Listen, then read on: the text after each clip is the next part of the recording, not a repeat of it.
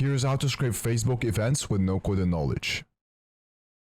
For this we'll need the Facebook scraper from Nifty.codes. Link will be in the description. Simply just add it to your browser. Next, press events in the list. As you can see, we extracted the events in this list. To extract more, simply scroll down. And the more you scroll down, the more you'll extract. Alternatively, you can use the auto function, which will auto-scope for you and add it to the list.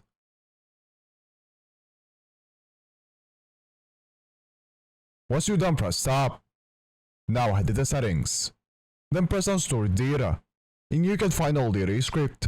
You can specify some data to delete or move to export. Now to customize this, press on customize. Then press on events in the list. In here you can change the data however you want. So for example, you can uncheck some data. You can also change the order of the data. And also change the name. And also add the criteria to only scrape the products you are looking for. Once you're done, press save. You can also find more features in the add-on section. Now to export this, press add to export list, then press export. You can export it in many different ways. I'll export as HTML. After exporting, here's the data we extracted.